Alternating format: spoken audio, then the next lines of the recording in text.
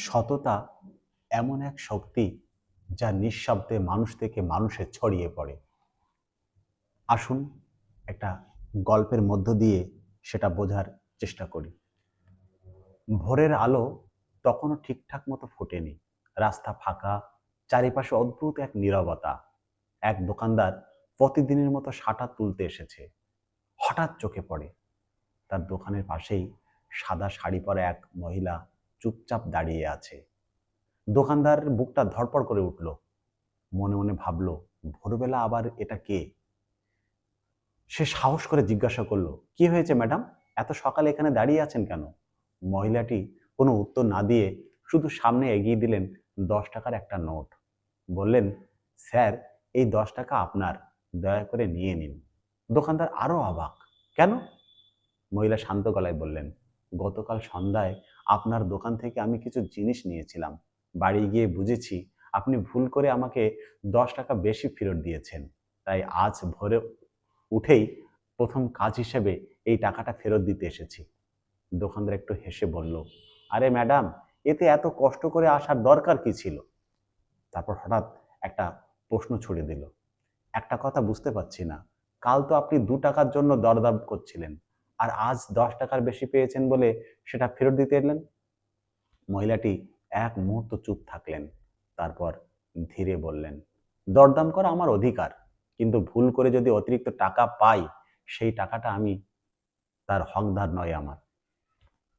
একটু থেমে আবার বললেন, আমার স্বামী আর বেঁচে নেই, তিনি ভগবানের কাছে চলে গেছেন, কিন্তু বেঁচে থাকতে আমাকে একটা কথাই শিখিয়েছিলেন, যে টাকা নিজের হক নয়, সেটা যার, তাকে ফিরিয়ে দাও।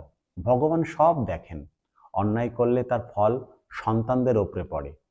এই কথা শুনে দোকানদার আর কিছু বলতে পারল না।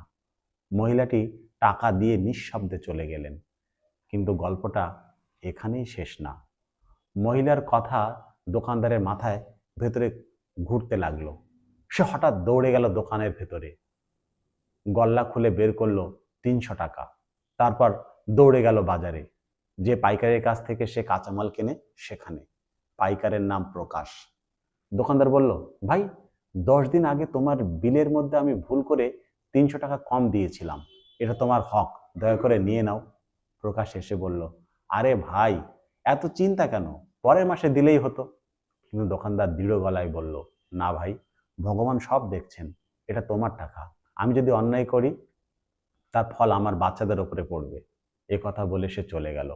কিন্তু এই কথাগুলো প্রকাশের বুকের ভেতরে আগুন লাগিয়ে দিল।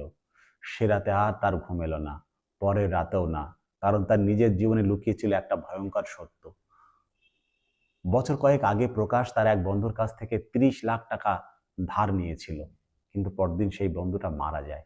বন্ধুর মৃত্যুর পর এই ঋণের কথা কেউ জানতো না, না পরিবার না আত্মীয়। সময় পেরিয়ে যায়, 1 বছর, 2 বছর, 5 বছর। বন্ধুর স্ত্রী তখন বাড়ি বাড়ি কাজ করে, সন্তান মানুষ করছিল। প্রকাশ সব দেখতো, কিন্তু মুখ ফিরিয়ে চলে যেত। ভাবতো, টাকা তো আমার কাছেই আছে, কেউ জানে না। কিন্তু সেদিন দোকানদারের সততা তার বিবেককে কাঁপিয়ে দিল। পরদিন সকালে সে সোজা ব্যাংকে গেল, 3 লাখ টাকা তুলল। তারপর গেল এক দরিদ্র মহিলার বাড়িতে। বলল, ম্যাডাম, আগে পুরো কথাটা শুনুন। আপনার স্বামী আমাকে টাকা দিয়েছিলেন, তিনি চলে যাওয়ার পর আমি সেই টাকাটা লুকিয়ে রেখেছিলাম। এই টাকাটা আপনার, দয়া করে নিন। বলতে বলতে সে কাঁদতে লাগলো। মহিলার পায়ে পড়ে গেল।